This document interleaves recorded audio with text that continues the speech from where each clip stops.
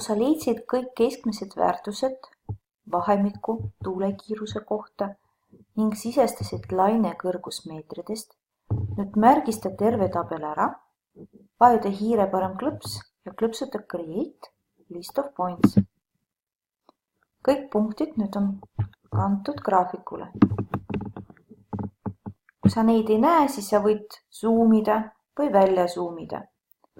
Ja nüüd meie eesmärk leida kõige parem joon, mis iseloomustab muutust, ehk leiame sobiv mudel.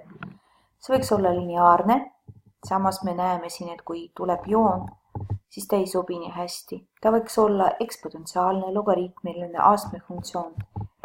Leiame nüüd seda fit käsu abil. Kui sa paned nüüd fit, siis sa võid kõik need järjest proovida. Fit exponential, fit graph, fit line, fit logaritm, fit logistic, fit poly. Poly jaoks degree of polynom kasutad 2, kui sul on ruutfunktsioon, 3, kui on kuupfunktsioon ja nii edasi. Edu katsetamisel. Naudi seda harjutust.